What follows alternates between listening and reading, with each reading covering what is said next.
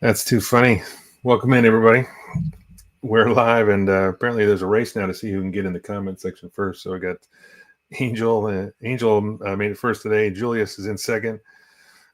You guys are awesome. Hey, Giovanni's in. Giovanni made it third.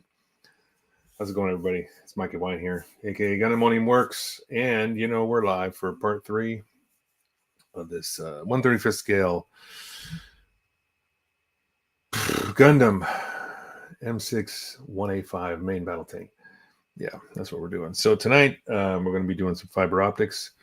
I've decided to put some headlights in this, so I kind of stopped on some of the stuff that I was going as far as I could with some of the photo etch parts. I was doing the screening on the stowage area, but I stopped on that because I want to focus on just installing getting the fiber optics ready to go in. So I got to kind of see where I'm going to drill the holes, where I'm going to put all that stuff in. So let's get caught up on the messages here. So we got quite a few already.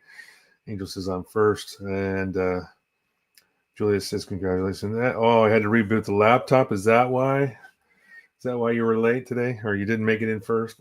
excuses. So anyway, and Giovanni's in, of course, like I said, and text on my phone. What up, Mike? Yeah. Watch on your tablet. Okay, gotcha. So anyway, we're good to go. So thanks. Oh, I need to say, I put a shout out to Julius too, because I forgot to last week, and I apologize for that. So Julius sent me some really nice kits the other day, and I got a pretty awesome little, it's actually quite large. I could do a little show and tell too on that. It's a 112 scale or 124 scale. I can't remember. F-16 cockpit.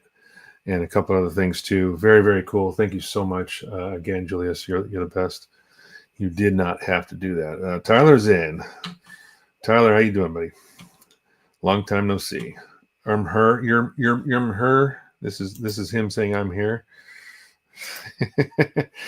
Anyway, let's go down to look at the bench. And so I've got the top piece here. These are the fenders that go on here and here respectively, but I've got the headlights mount right about in this position here, so I'm going to have to run the fiber optics into the sides right about here, and then I'll have them collectively somewhere attached under here. This will be where the LED is, and then I'll run the wires over here somewhere for the battery, which will be accessible through the turret opening.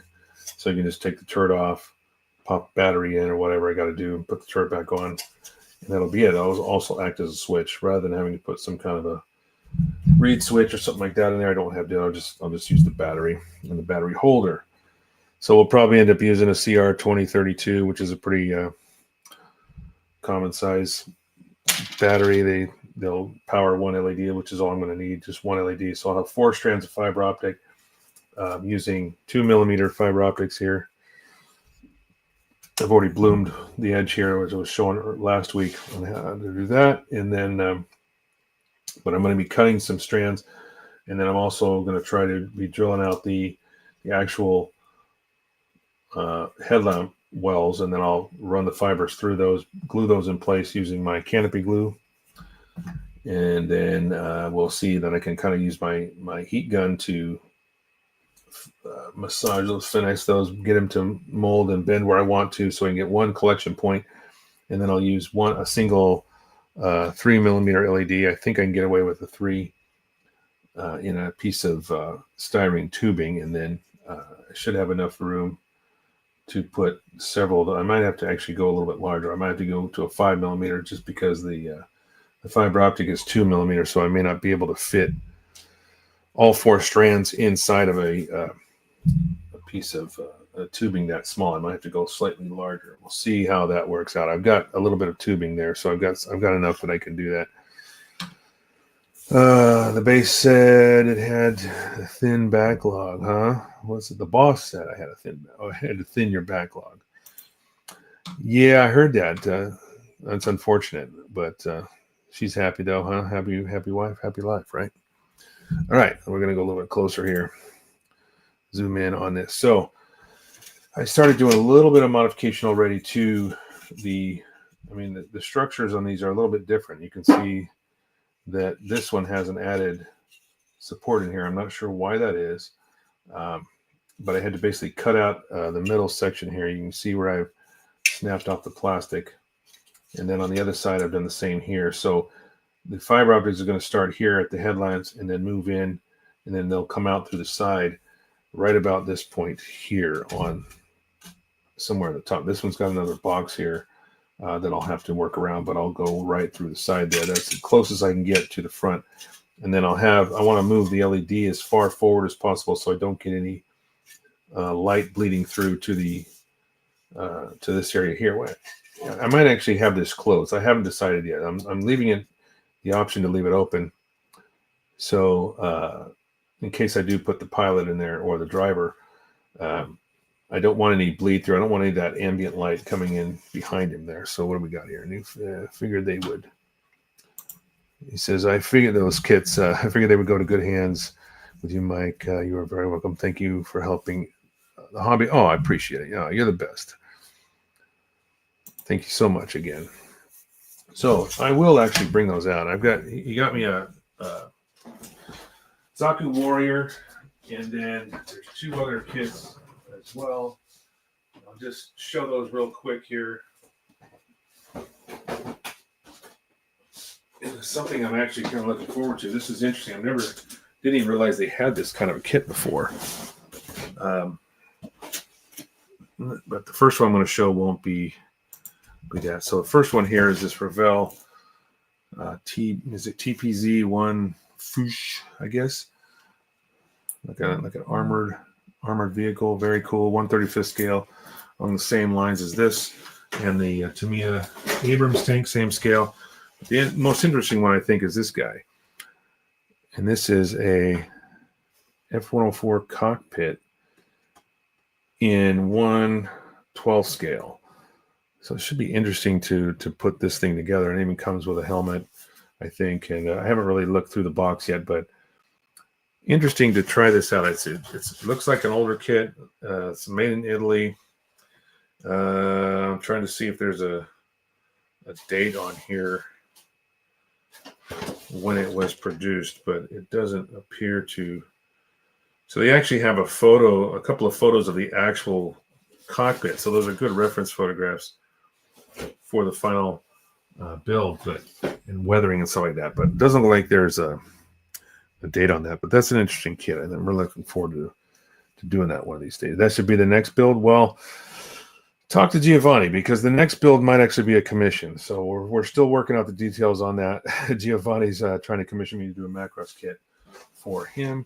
And speaking of that, if he decides to do it, we haven't talked about cost yet, but this will be what he will be getting made for him, which is the Hasegawa 172 scale VF1D Gerwag that has two resin figures in it. It has a Hikaru Ichijo pilot and a Lin Minmei in the seated position in the cockpit. So we'll figure that out probably either by tonight or tomorrow. We'll figure that, discussing those details. We were talking about it quite a bit before the live stream tonight.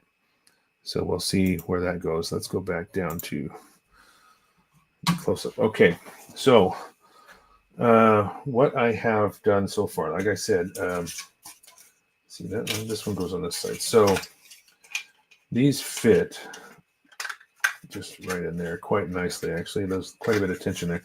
So the headlamp, if you take these off, this little guy just kind of pops in right there. There actually is a decent amount of tension there that holds that in place. So when this is on, there we go. Let's get the right position. So you can see how those are just kind of being. There is one more piece that's actually a shield that's made to fold down. If you wanted to, you could put that in a folded position or in the up position. But either way, they're kind of tucked in right at the edge of this fender. So it's not going to be very hard to hide those fiber optics, and then coming in right about where these grills are here, in the thickest part, I should be able to drill a small enough hole. I only need to pass 4 millimeters worth of fiber through, so it won't be a huge hole, and you're not going to see any ambient light coming through this gap. There is a little bit of a gap the way these fenders fit. You can see it. There's just like right in here, this dark line, but it's just going to be a hole in the side. You won't see any ambient light coming through there. So I just need to drill out the backs of these, and then I can bloom a few fibers and then run them in. I'll probably need about 6 inches worth of fiber. I'll end up trimming that down once we get inside, and then I've got to figure out how to get them all bundled together in one spot after that. So what do we got going on here? Let's see. That would be, what is Angel saying? That would have been nice to get her autograph at Laura and Cali. Well, I don't think I had it then. Yeah, I do have my original Valkyrie launch diorama that was signed by Mari Ijima, aka Lin Minmei, at the last Macross World Convention I was able to go to back in 2016 before we moved up here. That was actually the day before we left to move up here. And unfortunately, I went to, it sucks because I went to Anime Expo that same year in July of 2016, where Yoshi Kawamori was actually doing a panel, and I brought the diorama there in the attempts of trying to get him to sign it as well. And it was kind of a cluster the way it happened, and we all got rushed out of they were running over, so we got rushed out of the room, and he went one way, we went the other way, and I thought that was the end of it. So I just took it apart and I put it all back in my boxes and stuff, and I was kind of bummed about it, only to find out later that he was on the other side of the hall taking autographs and pictures and stuff. And had I gone around the other side, I could have done, got exactly what I wanted. But anyway, didn't happen. No big deals. At least I got Minmei to sign it. So, okay. So just to reiterate, this is actually goes this way. So there is a piece here that you can mount there that kind of shields those headlights, or you glue it in the up position, which is like this, and it's really kind of, there's no real connection point. You just have to kind of glue it in place. So this will sit right like this. I don't even know if it's going to stand on its own. I might have to the only way to do it is to really just glue it. But anyway, that's the up position for it. So then these will go right over the top of it. So what I need to do is drill a couple of 2 millimeter holes into these bulbs here, and we can start putting the fibers in, or at least get those ready. So I think I have one of my drill bits should be set up for 2 millimeter, I think. Let me check the size of this one. I'm pretty sure this is pretty close. So I'm going to start with a small pilot hole. Actually, first I'm going to do is what I always like to do is do a center punch. That way I get the first drill to go exactly right down the middle where I want it to. Now this is really small, so I'm going to have to carefully kind of hold this. I don't want to push too hard because I have gone through a piece of plastic before thinking it was going to be hard enough, and I ended up just like stabbing my finger with it, So this is just a center punch. It's just a sharp point, and then I'll do a pilot hole with a tiny drill bit here, and then I can go back over it and drill it out to 2 millimeter. So there's really not much to get through. It's pretty easy plastic, not very thick.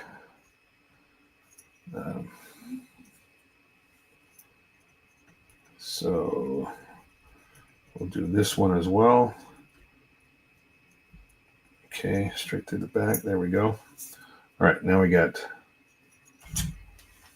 those two little pilot holes started, and now we'll move up to the 2mm.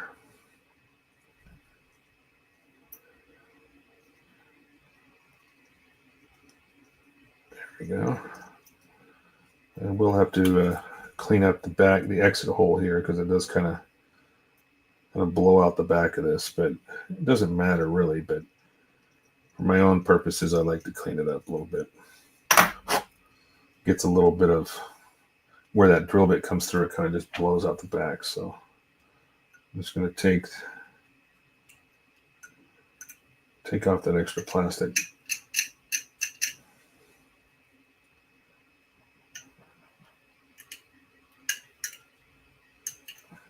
All right, and then you'll be able to see the hole quite a bit better once that's trimmed off. Okay. All right, so now I can hold this with my freaking fingers. All right, so there we go. There's those 2mm holes now. You can see. All right, now let's test it out. Now this side's already been bloomed, so I'm going to use the other side that has not. And hopefully, yeah, slides right through. Okay, so because I've already bloomed this one edge, I'm just going to push this out so I can use this. Now, you can see if I get this close enough, you can see how that end is. It's called blooming. What you do is you heat it up, and it kind of flares it out like a dome. And it also creates more of an indirect light versus if you just cut it flat. It's more of a direct point of light, whereas the dome will kind of make it look more like a real bulb. So just without knowing exactly how much I need, I'm just going to cut, because I'm really only going, if we can just map this out, I'll be going from basically here into here. So I'm going to cut about 6 or 7 inches, and there's going to be some waste, but that's okay, because we're gonna heat this up, and we'll be able to go right through the side here. But then I've also got to do some maneuvering once I get in there, because you got 2 strands coming in from each side. So I'm going to have to somehow, I've got to heat those up and get them all pointed in the same direction so I can corral them into one spot for one LED to light them all. So I'm going to just roughly guess maybe about this long, and I'm trying to see, oops, get off of there, how long that is. Just I don't have much left of my ruler left on this cutting mat, so I'm just going to use my ruler, my actual ruler here, if I can get it out. There we go. All right, so this is just by eyeballing it. It's a little over 6 inches, which is what I was thinking. I'm going to take it up to 7 just in case. And I don't care about, a little bit of waste. It's okay. There is going to be some anytime you're doing this kind of work, there's going to be some. Now, you just saw me cut those with a God hand nipper. I don't necessarily recommend that. However, if you take it down and cut it as far down as you can in the jaws, don't stress the blade as much, you should be fine. But it is a harder plastic, a little more brittle. I'm only saying I don't recommend it because I don't want to be blamed for somebody that does it and goes, hey man, I just blew out my nippers and snapped the blade off because I was cutting 2mm fiber optics and you said it would be okay, and whatever. I gotta find the other headlight's still on here. I was like looking for this guy. He's still plugged in. What's up, Manny? How you doing? Manny's in the house. Mr. MacDio.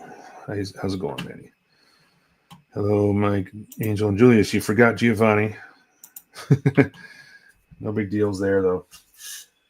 Everybody else was chatting it up quite a bit, so I'm going to do the same thing I did the first time. I'm just going to center punch these just slightly. Don't need much, just a little bit for my drill bit to get centered for that pilot hole, and then I'll finish drilling those out. What I should do, now that I've cut this, actually before I drill those out, I'm going to slide this through, and then you'll see how that blooming helps hold this in place. Because it's larger now, it's actually the surface is domed and larger, it actually will slide through and then sit nice and neat in the back of that bowl. So it also makes it so the fiber won't pull through. So now all I really have to do is just take some of that canopy glue, glue it on the back here, let that sit and dry, and that bulb is in place. So why don't I take this opportunity to take my test bulb, and we'll look at that light as it sits in there. So I'm going to try to light this up. There we go. Just like that. I lost my, there we go. So if we get that lined up, you see how that lights up quite nicely. Now, one of the other things I will do is, before I fully glue these in place, I will paint the interior of these little bulbs, so to speak, these little bowls. I will paint them with a silver paint, so the rest of the the interior will be silver, and then it will fully fully make it look like a bulb inside. It'll give it some reflective properties inside that. Julia says, "Hey, Giovanni." Now everybody's afraid they forgot about Giovanni now. All saying hi. Hopefully Giovanni's still here. Pretty sure he is. So I'm just drilling that pilot hole now. And then I'll go back and do the 2mm, just like the other side.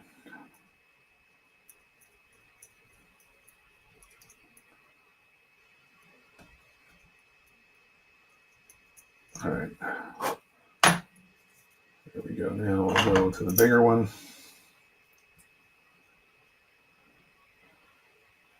Oops, sorry about the spelling error. Oh, Giovanni. You know what's funny is, even though you spelled it wrong, when your brain sees something, you know what was intended to be said. It's like your brain makes the correction for you. So I read it like it was fine. I didn't realize it was misspelled until you said something about it.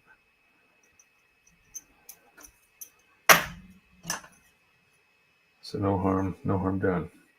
All right, so I'm just trimming off a little bit of excess. It just makes that hole a little bit cleaner too, because what's remaining is that thin kind of plastic that just blows out. Okay, so both of those are drilled. Now what we're going to do is I'm going to measure off 3 more pieces of this about the same length, and then we'll bloom all the edges, or at least the sides that we're going to run through, and then I can start drilling holes to feed these in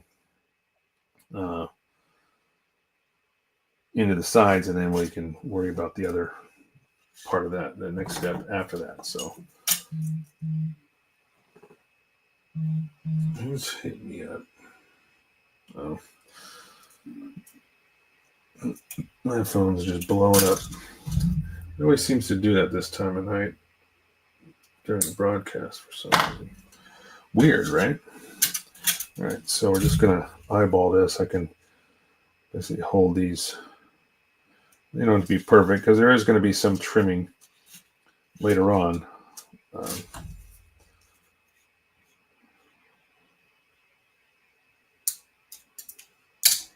Okay, that's one. The other side here.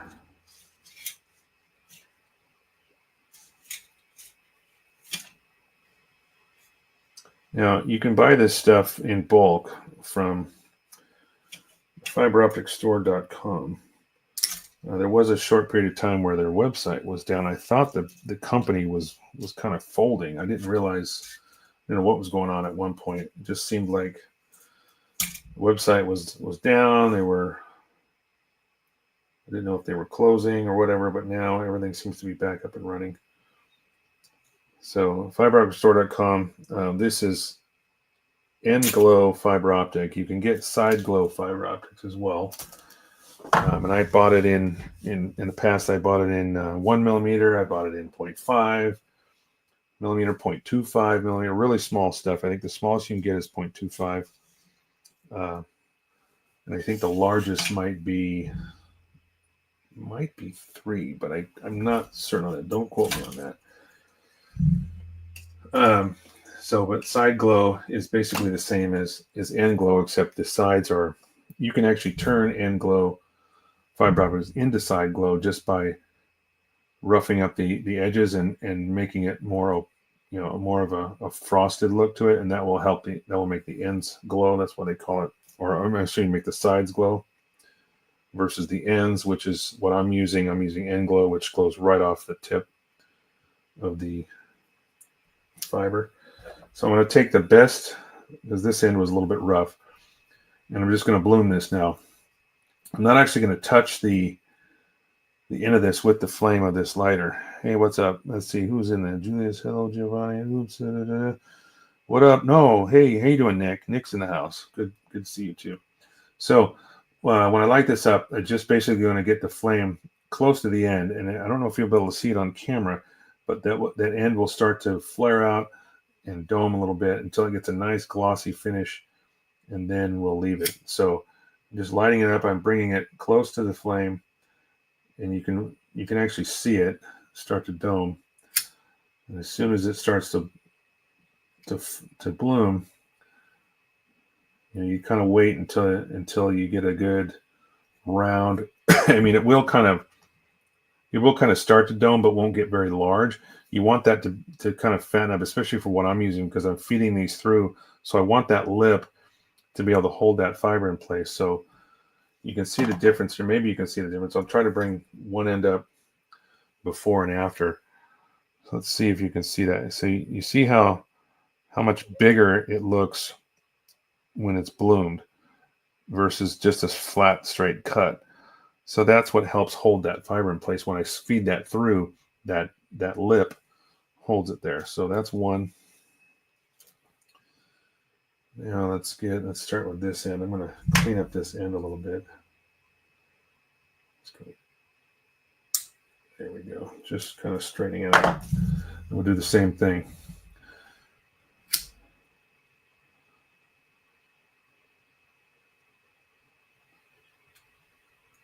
Okay, domed a little bit, but I'm going to go a little bit larger.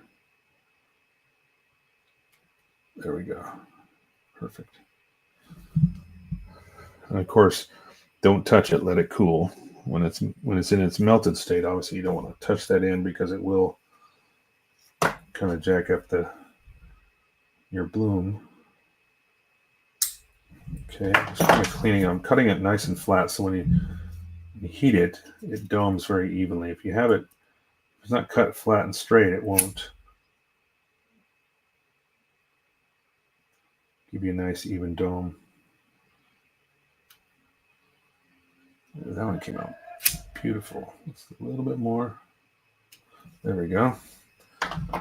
Yeah, that came out beautiful. So now I can even point this up at my overhead light, and you can see this is the end that's bloomed here. Just by pointing this up to the overhead, it's lighting up that fiber. And it goes away. Point it upward, grabs the light. It's kind of crazy how this stuff works. It's really nice. Can't believe I wasted money on side glow. Why? What were you trying to do, Nick? Side glow, I mean, I guess side glow has its purpose, but it's more if you're looking for, like strip lighting or something like that, I guess. I've only used side glow a couple of times. Well, I actually made my own using end glow and just sanded it with really fine sandpaper to make those edges kind of frosted.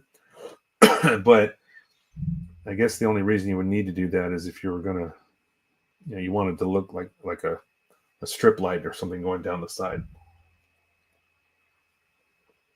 It is. I mean, it certainly has a purpose, but I think for our application, this kind of application, end glow seems to be the way to go. I could have just sanded the cheap stuff. Oh, well, believe me, I think if you bought it as side glow, Nick, it would probably perform better than trying to create your own. Yes, you can make it side glow by sanding it, but I think it's a lot brighter if you just buy it manufactured that way. So don't feel bad about that. I just noticed that I think I saw a video or something on it that said you could do it, and I tried it, and it does work. And I think I had some red LEDs or something in a kit I was doing where you wanted to see that kind of glow, and that's what I did. But let's see what I got to do here next. There's two pieces there. Okay, so this goes behind. Okay, the headlamps mount in here.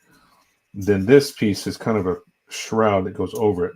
So I had to scribe the back of that to make this gap a little bit larger behind it because those fibers have to come through it. So I actually took my chisels and I chiseled off some of this surface detail because you're not going to see any of that.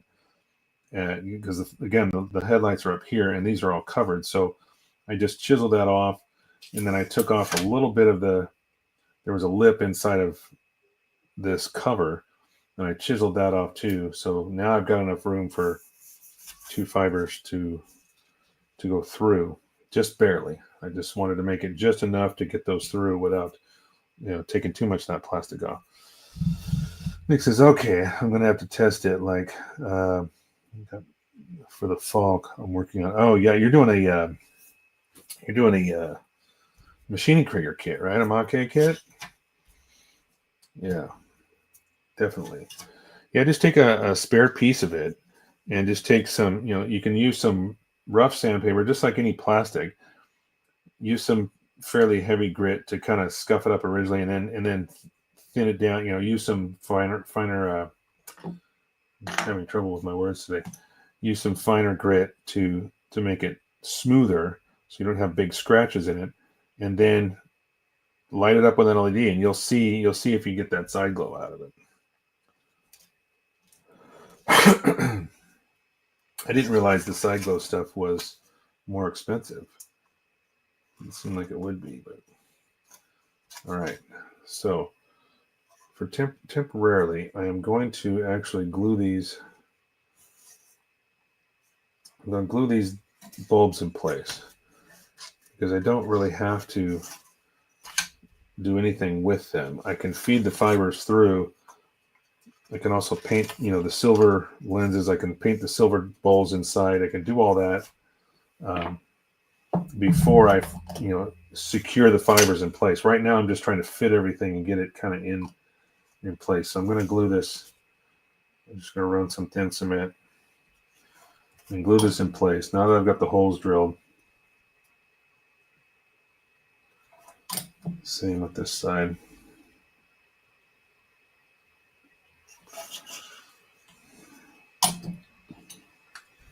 I should put that on screen just so everybody can see that. What Nick was saying here. He's going to test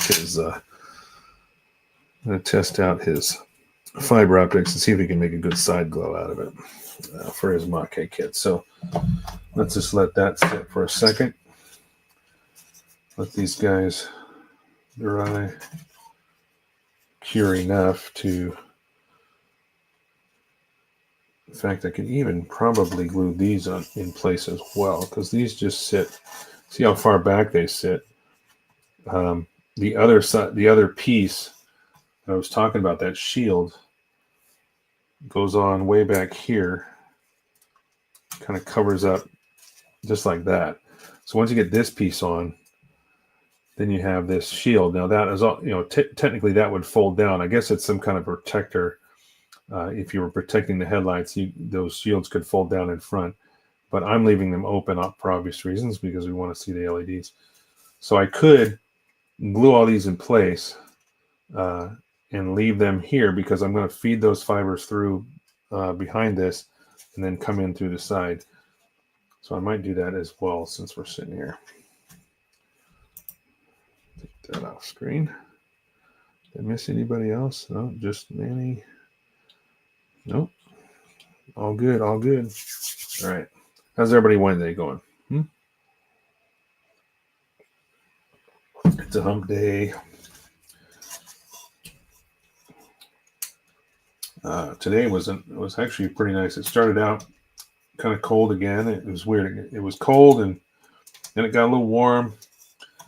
Then it got cold again, and today was kind of a chilly day in the morning with some rain off and on, and then the sun came out and it turned into a really beautiful day. So, all right. So what I'm going to do, if this falls off, I'm actually going to glue these from the bottom.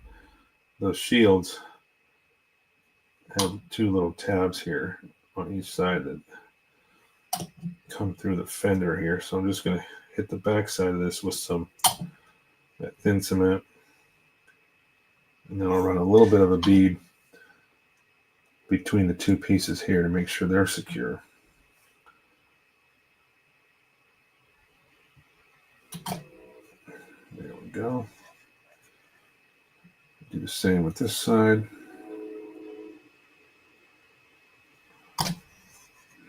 All right.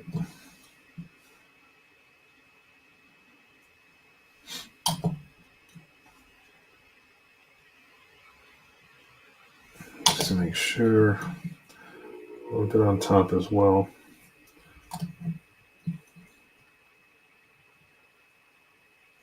There. Okay, I'll give those just a minute to secure enough that I can keep working. In the meantime, I'll show you a little bit of this. So this is some of the stowage area here. This is some of that photo etch screen. There's actually three pieces if I can get the damn thing to focus. Come on, focus.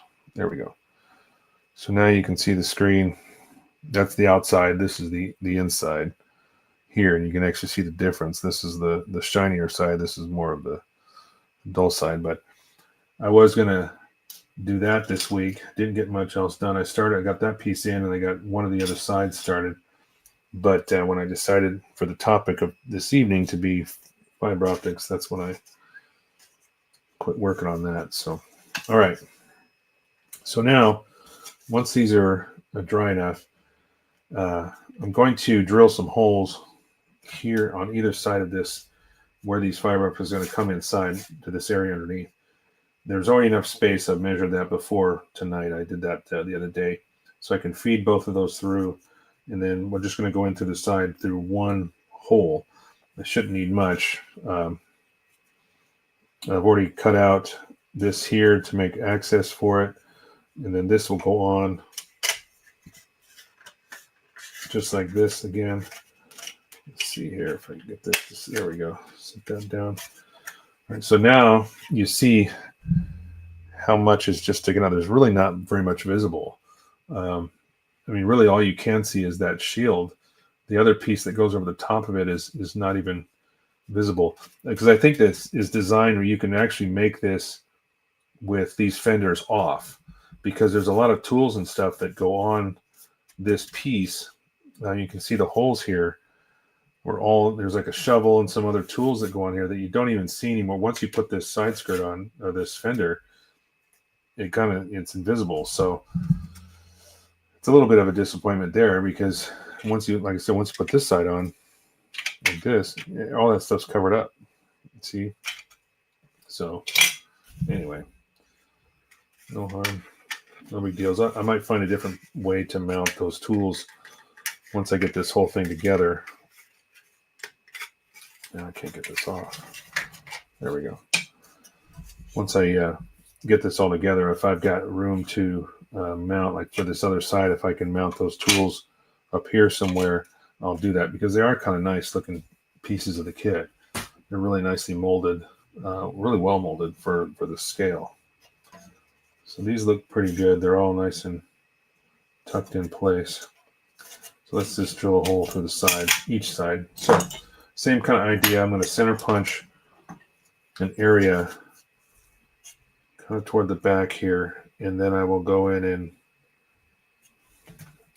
drill out with a smaller pilot hole, and then see that goes there. I think I'm gonna make sure. See, I've also got to go through here, so I'm gonna have to mark this. So I'm gonna do that first. So I want to figure out exactly where. Actually, you know what I can do? I know what I can do. I'll drill a hole through this piece first, and then I'll come in from the underside, and I can mark it. I can see that I'll start to drill through this piece, and then I'll be able to pull this off and drill a hole through it. That should give me exactly what I need. George has made it. How you doing, George? Good to see you. So, well done so far. We got 4 pieces of fiber optic here that are all bloomed.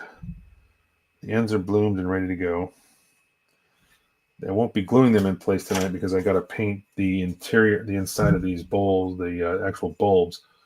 That bowl, I got to paint those like a very good silver paint. So after when I put these in, then the lenses will go in on top of that. It will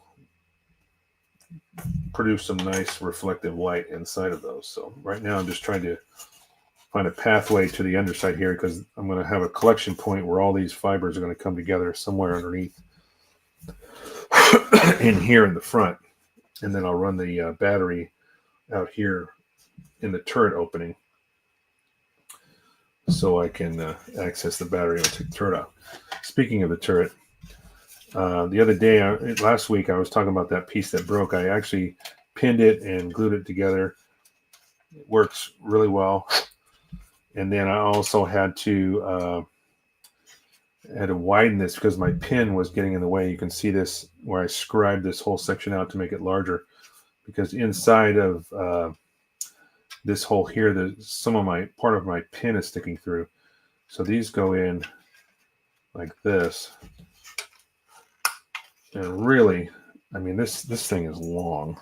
Look at the size. I mean, these are massive compared to the Abrams tank. I mean, these things are just ridiculously long.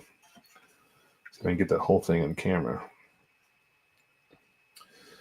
But I did figure out that once I paint the interior enough where I can put this whole kind of clamshell together, and then I can paint all this without the glass piece in. I discovered that I can insert that from the top. So when I get this all painted, I'll be able to just take this glass piece and install it from the bottom using this large opening here. So I don't have to worry about masking or anything off. I can just paint this whole top half and then install that glass piece from the underside. So, but yeah, pretty big, long turret. And when we get this whole thing together, I'll bring out the actual 1/35th scale Abrams, and you can see the size comparison. And this thing is huge. It's just massive. So George says, "Hey, Mike and all, how you doing, George? How you doing on this Wednesday?" Oh boy! All right, so let me do a center punch here. I think I want to go as far back as possible. Let me double check one last time. Yeah, so right about there. All right. So yeah, I think right about here, right on this mold line. So I'm just gonna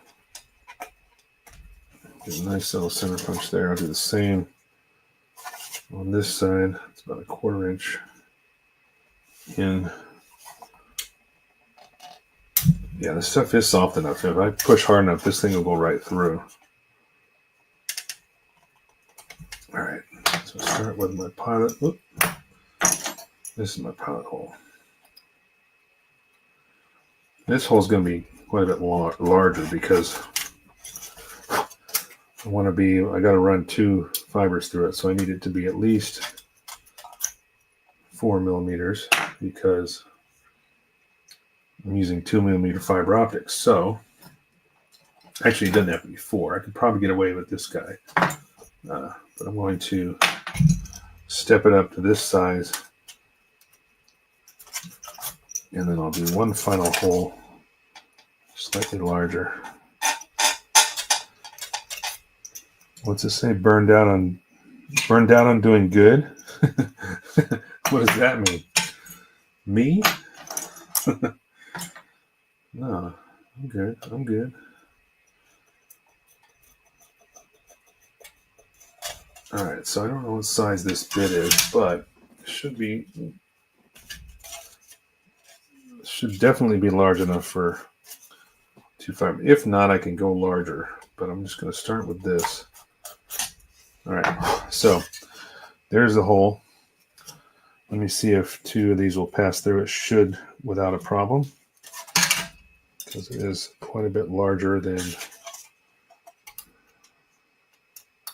2. Yep. Okay, that's perfect. 2 side by side should go in there just fine. So let me see if they're dry enough. So feed this through. Am I stuck on? Oh, I see. So I got one side through there. And I can even do a test. You can even light these up for a second here. I've got to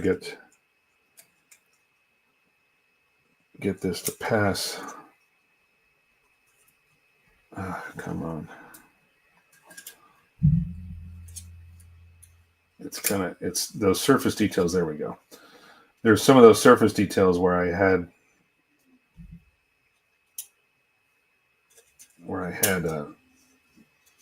use my chisels to take that off. It was kind of grabbing a hold of that. So I'm just going to very gently, because these are still curing. I don't want to pull that up, but I do want to get these to come back so we can check. We'll do a little bulb check here. All right, so when I pull those through, now you can see it looks just like a bulb, right? So let's do this. Let me test it with my test bulb here. Try to keep those 2 together. See if I can do this one-handed. This is going to be a challenge. So right there. So there we go. I think I can keep these together. There we go. How about that? That looks better. So that's what we're going for. And now I've got those. I'm just going to gently pull these back out, because I've got to feed them through the side here, and I've got to also heat everything up. But I want to make sure that once I heat them up, they're going to hold their shape. And I got to make sure I can still get them out to paint everything first, at least the bulbs, and then I can insert those again. Let me just check the other side here, make sure all of these are going to work with the extra material that I took off.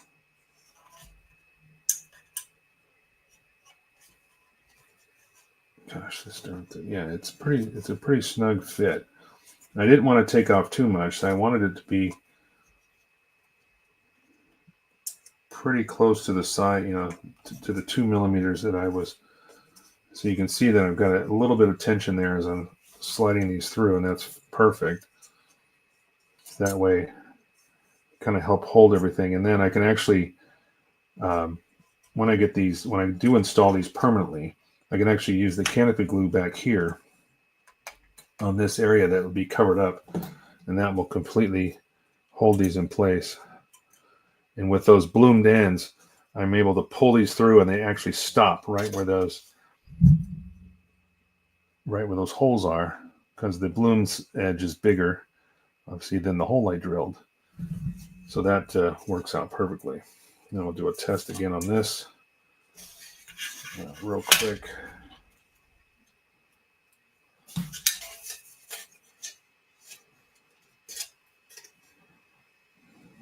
Right there. Oops, gotta keep the bulb in the right spot. So that's gonna look nice. All right, cool deal. Okay, so here's what I'm gonna do. I'm gonna take this, I'm gonna slide these forward until I get to this opening here, the hole that I've drilled in the side. Feed that through. Slide this forward and feed it through. So here's why I've got to get, I might have to make that hole slightly larger.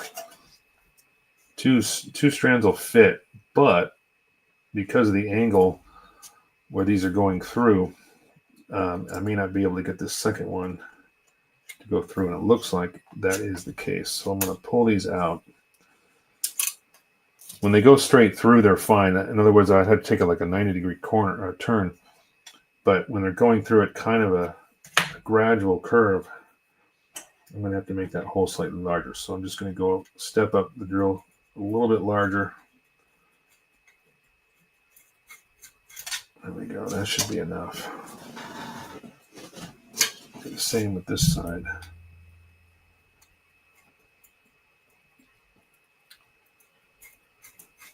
Burned out on doing good. Why are you burned out, George?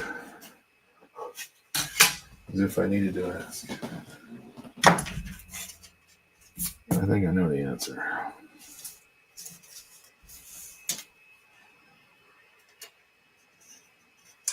All right, let's just check this one last time here and make sure. See if this goes through.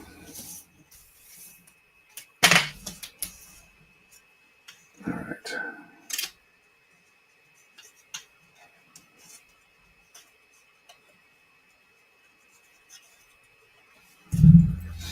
Okay, so if we try to bring these together, let's see if I can get both of those. All right, there we go. I can heat them up. I mean, that will help quite a bit if I heated them up, you know, to make this corner. But now that I've got them both in there, see they're going right into the side. All I've got to do is just feed these down. Oops, no, that'll work, whatever. Pull them through. There we go. Now I'm going to corral. I'm not going to leave them here because obviously if I have this hatch open, I don't want these fibers being seen from the bottom. But they're very, very, very, very stiff right now because I need to heat them up. So what I'll do when I insert these again is I'll bring them out over here on top of this. Then I can heat them up and curl them around and kind of corral it because I'll do the same thing with the other side. So these fibers are going to come in and cross and then come together somewhere up front here where I can have my LED. Usual work-life balance out of whack. That's a bummer. Now that I've got tension on everything, I can't get this to come back out. I may have to pull from this side. Yeah, there we go. So I'm going to take these back out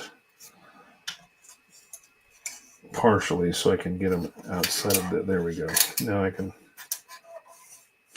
all right.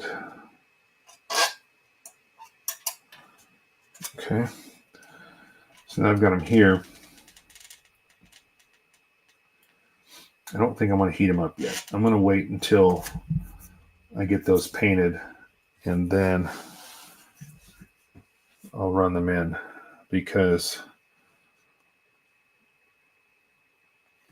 yeah, it'd be easier to put a little bit of blue tack over this to kind of cover these bulbs up. When I do the rest of the painting, but then well, if I heat these up, it'll be really hard to get them back out or even install them for that matter. Because right now they're mostly straight and they're just a little bit curved because of the roll. But if I heat them up and get them all curled around, they're going to hold that shape and it's going to be very hard to get them back out and then of course reinstall them. So I'll do one final bulb check here. I'm just going to install this other side. I'll get them all lined up and we can see exactly what this will look like. I can get this other side in. Yeah, there we go. All right.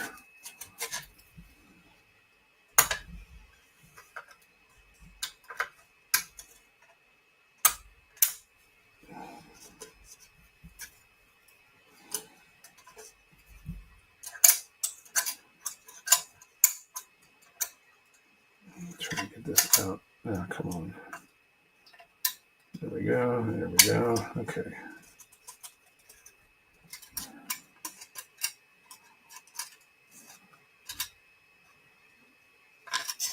I should get these to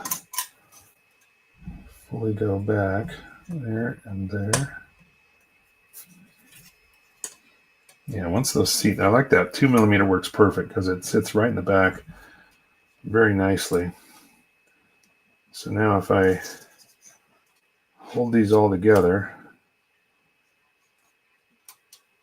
and again, they're really, really stiff right now because they have not been heated up. If I can somehow get this to stay here, I can show you one last time here what this will look like. Okay, come on. Trying to do this one-handed. All right, so there is all four. Let's see if I can turn it. There we go. Let's see right there. Trying to get all four, get them close enough together. There we go.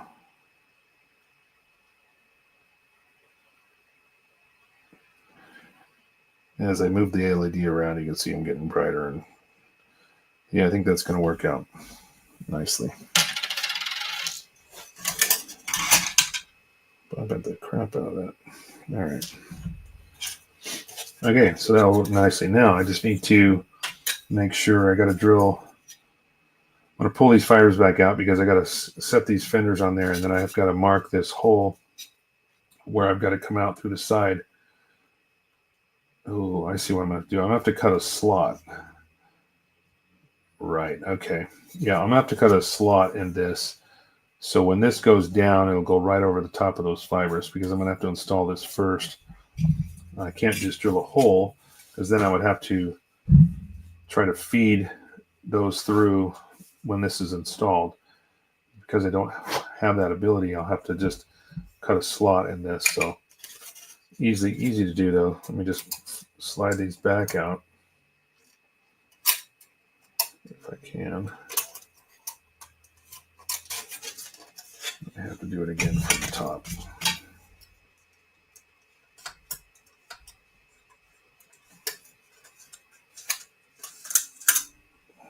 All right.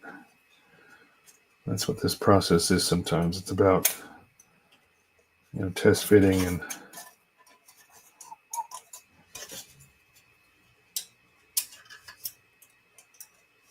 sometimes you gotta install them, 3 or 4 times to make sure you got everything in right. Okay. All right. So what I'm going to do now is take this fender, put it in place.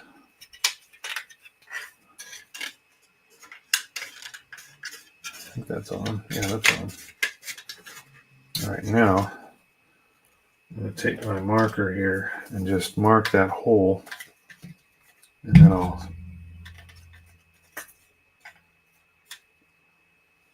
cut my slot in the plastic.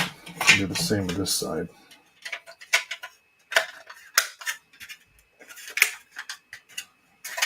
So, oh shit. I do not need permanent marker, even though I will be priming this in black. Permanent marker is hard to cover up with paint. All right, so now I can take these back off, and I've got my mark there. Little dot.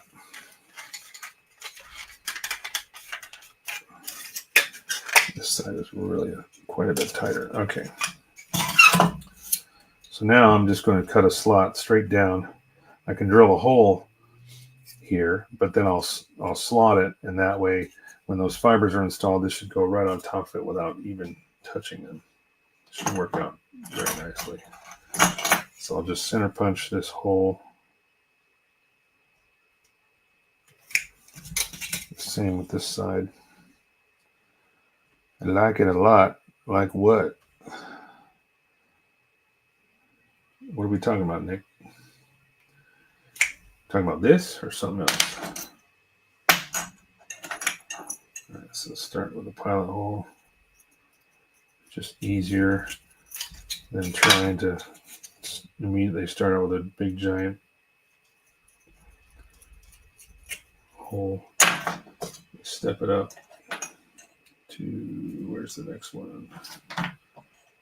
There. Oh, no, that's not it. Maybe it was this one. Yeah, I guess it was.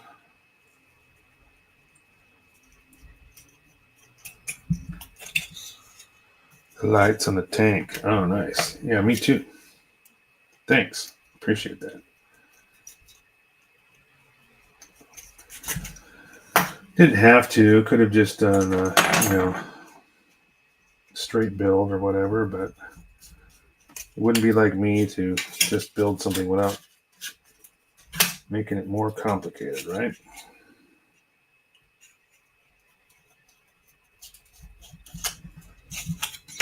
And that's part of this process is the planning, because it's not always as straightforward. Sometimes you gotta, because you're re-engineering how something goes together. Sometimes you gotta install the stuff, take it back out. Like in this case, I'm going to cut these panels, and then I'll reinstall those fibers again, make sure my slots are all good. I've got some pretty decent sized nippers here that I'm going to go ahead and just clip off. Oh shit, that almost broke. I was trying to cut out a little piece of that, and I almost shattered it. So just for the time being, I am going to put a little bit of thin cement on here to re-secure that crack, even though it's not a huge deal. But at least this way, it'll be secure. Let's see if I can not crack this one. Yeah, right.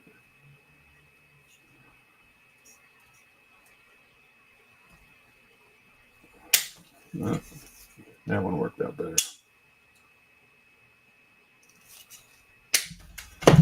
All right, so now I've got my opening for these. So now I'm going to reinstall these again, one at a time. So I want to make sure that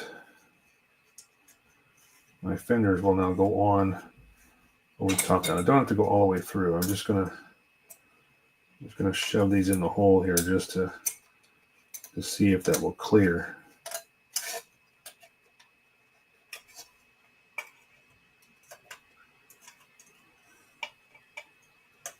This is kind of where these are going to be. All right, so just like that. Now, this should go right over the top. Excuse me. I didn't bring any water with me this time. My throat's kind of dry.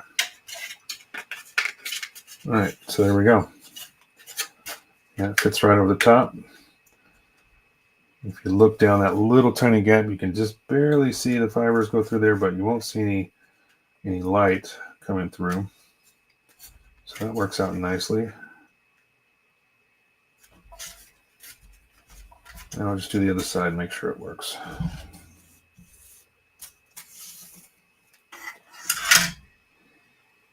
Oops. Can't put the blue mans through. Got to use the raw cut stuff. So and this side is definitely a little bit tighter fit under that shield there.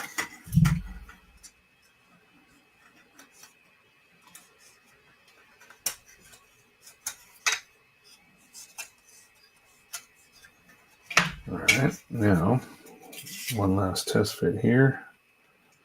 Should be right there. I think that's it. Oh, too far forward. What the? Did I cut that wrong? No, I guess not. No, I didn't. Okay, there we go. And say I marked that. It should be fine. Might trim a little bit off, but it looks like now that's going to fit nicely. So there we go. There we go.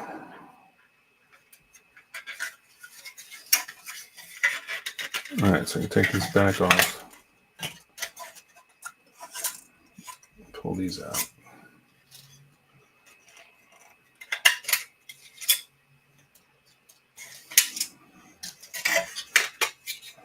Okay.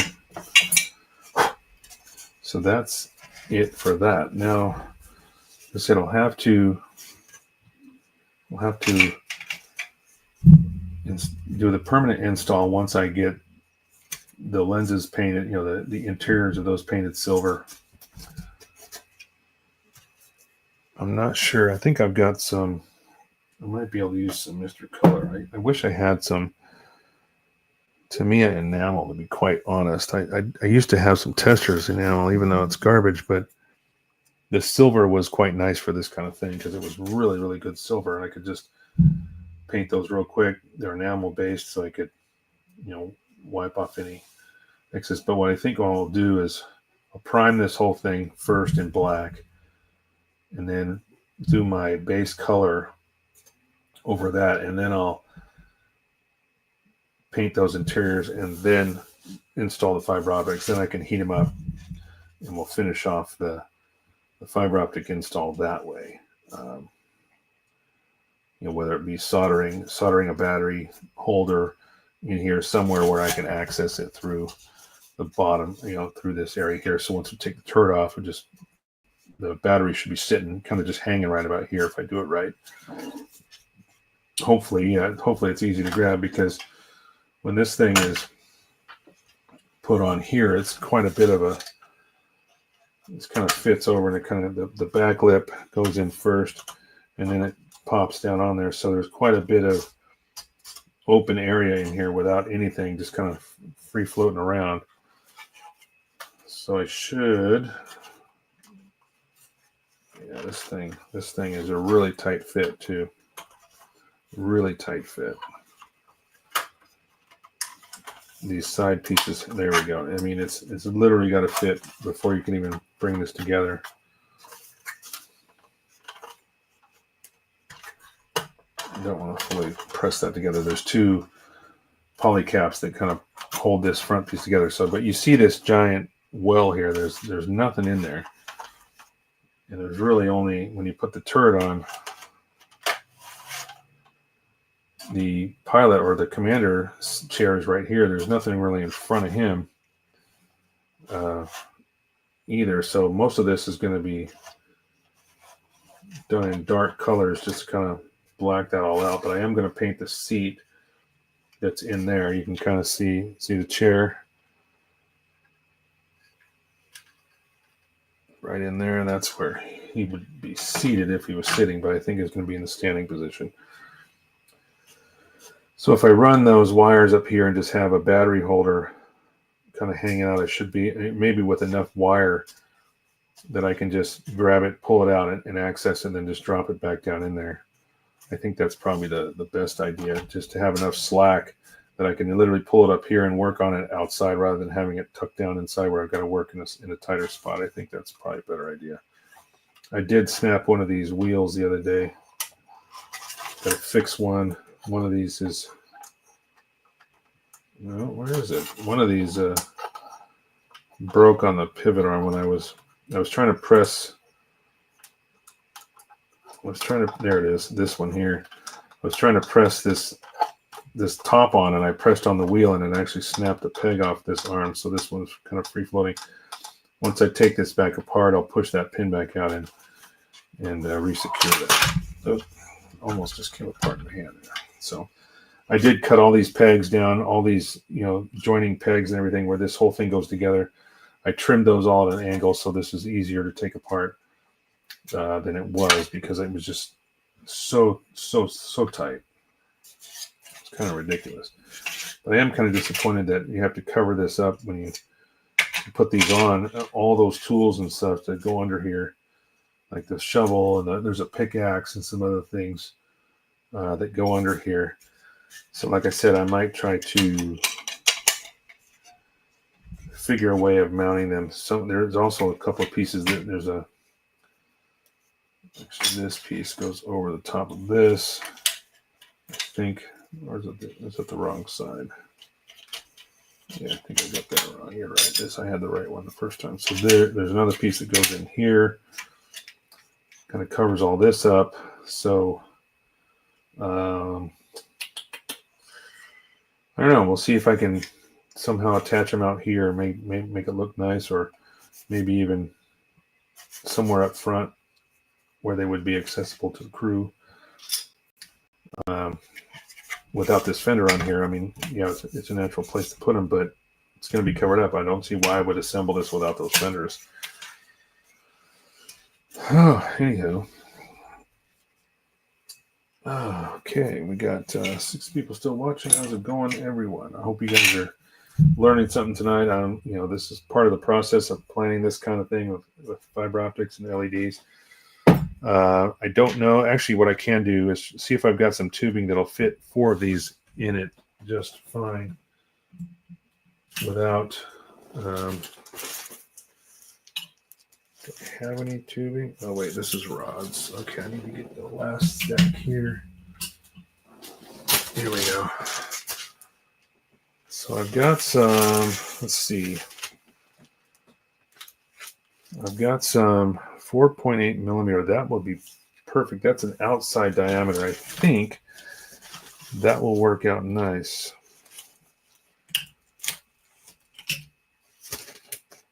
Yeah, I've got a short piece in there. So let me put this away. And we'll see if that fits. If I can get all 4 fibers in one of these tubes, then I'm golden. So let me get this piece out here that I can test out real quick. Fall down. Okay. So this is 3/16 tube. It says 4.8 millimeter, but I think that's outside diameter. So hopefully 4 of these will fit inside. If that's the case, I can get all 4 in, then I'm good. Come on, baby. Oh, yeah. Oh, my gosh. I got 3.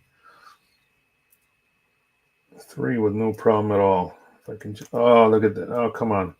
I felt like it was getting the 4th one in there. There we go. Oh, that's awesome. Okay, so I'm able to get all 4 in this tube. This is going to work out great because now I can install this 3 millimeter LED on the back. It's not going to be this long, obviously. I'll cut it down to probably at least half of this length, maybe even shorter. But then when I mount this in here and tape it in with some gaffer tape, that's black gaffer tape, then all my light will be focused right on the ends of these 4 fibers. So again, once we install them, we have both sides come in. We'll funnel them around somewhere around the front here. They'll all go into a piece of this tube. And then, for instance, here I could demonstrate that. So I'm going to just put all 4 right there, and then we'll take our battery again. So this is how you focus light on all 4 fibers. So now you've got 4 fibers lit just like that, just with one LED. And that's what helps hold them all together and keep them keep them focused in this, keep the light focused in the same area. And then when I cover this up too, there's not going to be any bleed through. It'll help even focus that light even greater. So I'm trying to get it to point at the camera. There we go. That's better. So perfect. Couldn't ask for a better fit. This is a nice snug fit. It's just enough tension where I can put all 4 of these in there. They're not super tight, but they're also not flopping around loose. That's the challenge sometimes is, I mean, you can see the end of it there. Let me get it to focus. All 4 of those fibers are kind of held tightly together, so they'll work nice. Now I'm going to go back. When I do the final cut, I'll trim these off really, really nice and flat, so there's no imperfections in that surface. So when the light hits it, it's going to give a good, nice, good, bright glow. So what else can we do today?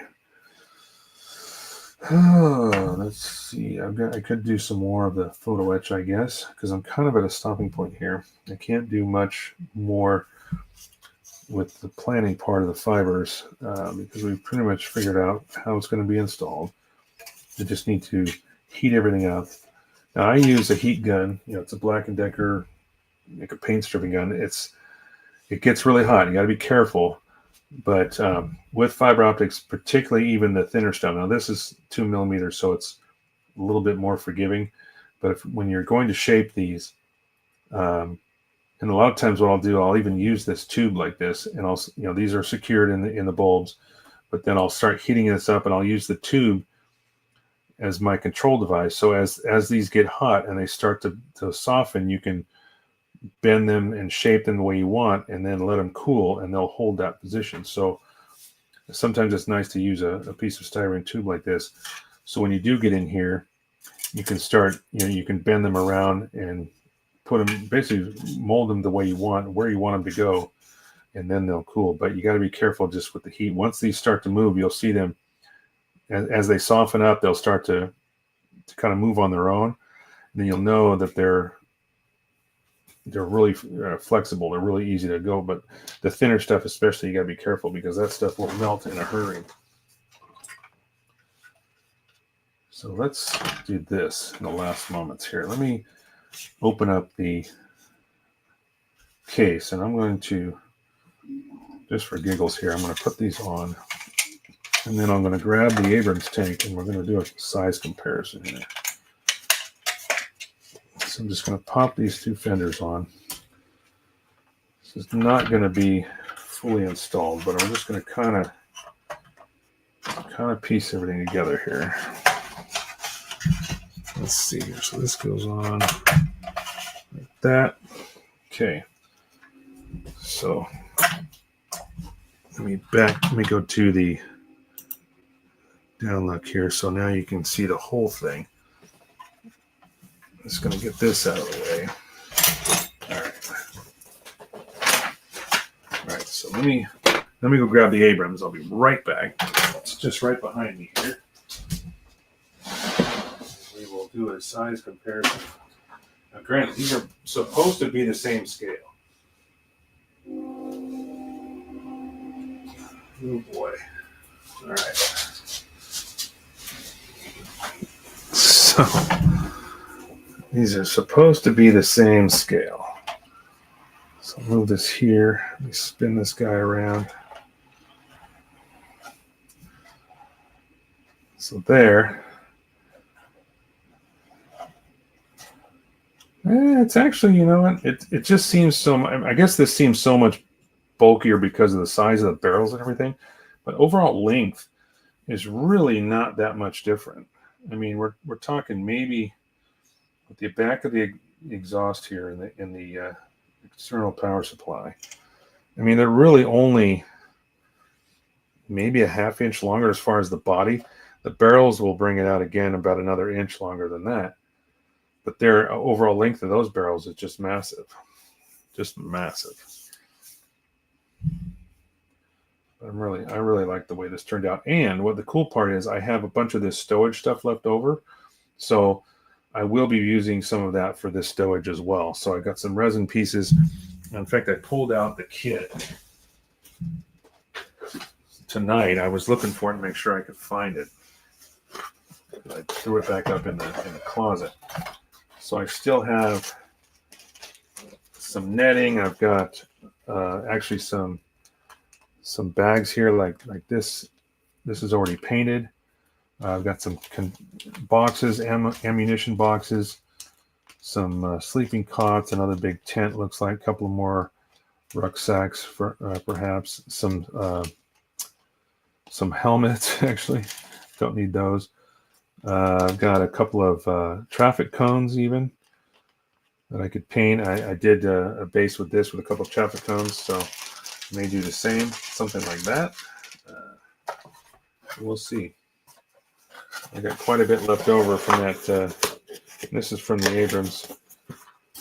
It was this kit here, this M1A, MA1, A2 storage set, resin storage set. Came with water bottles, bunch of cool stuff. So yeah, I might throw some of that in the back of the stowage area here on this guy. So, hey Brian, what's up, man? It's a big tank. I do genuinely enjoy those hard graphs. You know what? I have to agree with you because it just seems like the detail level in the molds is unreal compared to even some of the master grade stuff. It seems like these hard graph kits, the surface details are just amazing. It's very similar to the Abrams. This tank came out really nice. There's a lot of photo etch, a lot of resin parts on it, but just right out of the box, this thing's pretty crazy. Have you seen Border Command and Conquer tanks? No. Are you talking about hey, what's up, Jason? You're coming in right at the end again, buddy. Hey Brian, is that a Gundam series kit, or are you talking about something else? I'm not familiar with either the Border Command or Conquer tanks. Is that, like I said, is that another series? Is another altogether different anime or something like that, or is it just something I'm not aware of? A lot of times I'm not familiar with the lore. I just like to build cool models. So a lot of times I don't know the history behind them. But how are you? I've liked your recent podcast decision about co-mingling with the model community. Yeah, in fact, I think the show that I was on with you guys is, you said, being published this week. So you can look for that where you get your podcasts. Look for the Built Sideways podcast. I was on their show a couple weeks ago, and they'll be posting that shortly. But enough about me. Anyway, Brian, if you got a chance to answer that, Brian, I don't know if those two kids, Border Models Command and Conquer. Oh, PC video game that started back in the 90s. Oh, really? And there's kits available for them, huh? Nice. They need to Bandai needs to reprint what? You're talking about this line, the UC hard graph stuff? I agree. I mean, they're reprinting the O, and I got mine pre-ordered. I got the last one, actually.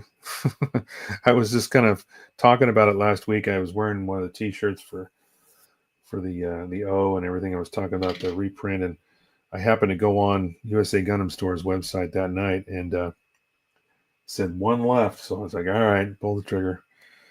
So I got it. Waiting for that to come in third quarter, whenever. So you're talking about the hard graph mint. Yeah, I agree. I think these are great. Even like the 144 scale stuff, like this little guy. I mean, just unreal details for the scale. I mean, you can look at these two kits and see nearly every single detail that's on this big guy is on this little tiny 144 scale tank, and that came in the Ground War set.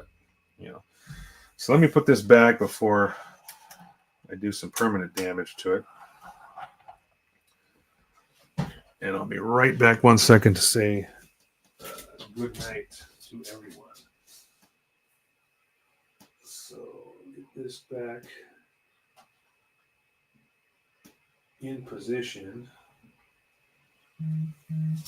All right. Okay, boys and girls. Mint hard graph. Oh, Jason says, oh. Oh my. All right, so speaking of, let me go over this real quick. If you are going to, some of the things I've learned the hard way, I go back down to close up here. This is canopy glue, and you can find it, I think, on Amazon. I'm not sure. I have the cardboard or the packaging this came in to give you the model number. I think it's, might actually be that. Let me look. Let me see if I can find it. I have it hanging on my wall here. If I can find it rather painlessly, I will show that, because it is really, really amazing stuff. And I know it's here somewhere. I thought I had it on my, hanging on my little pegboard here on the wall. If I can find it without dropping anything on the ground or on my bench. Nope, not at the moment. Huh. Thought I had it here. Well, shoot. I've got it around here somewhere. But anyway, if you can find this canopy glue, it's amazing stuff.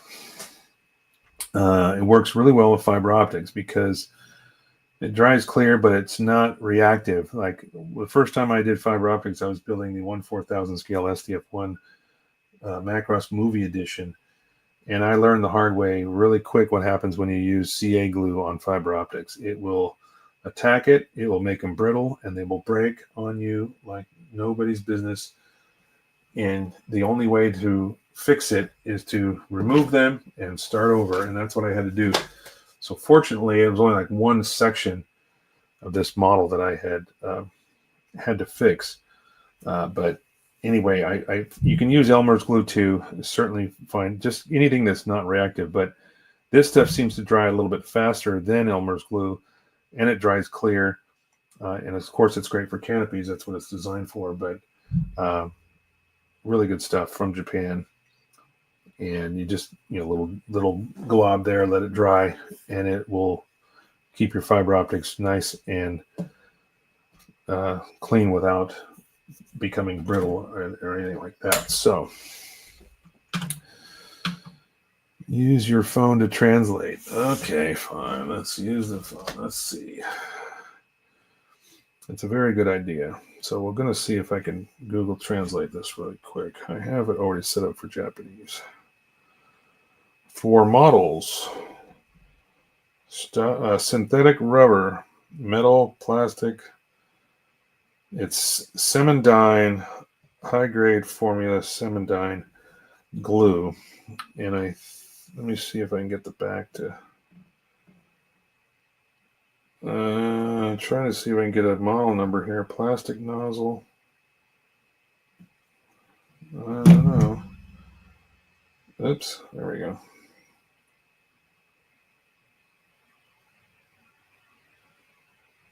Yeah, this is having a hard time on the clear. I think it's it's definitely made in Japan.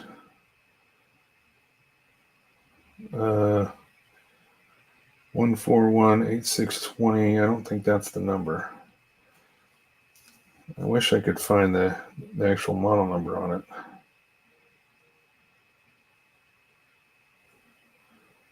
$190530. I don't know if that's the model number or not. I'm going to see if I can research that. But if you guys are interested in it, hit me up, and I will. I know I've got the packaging around here somewhere. I kept it on purpose. In fact, I even took a you know what? I even took a screenshot in my phone. I bet you it's still there. See, I just need to talk it through. Let me go to my screenshots here, and I will find it. I know for sure. So there it is. See what I tell you. Okay, so yeah, I think that is the number. See, I thought I had a picture of the back. Well,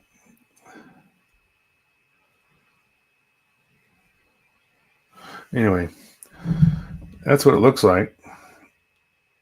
And I think the number is 190530. Cementine glue.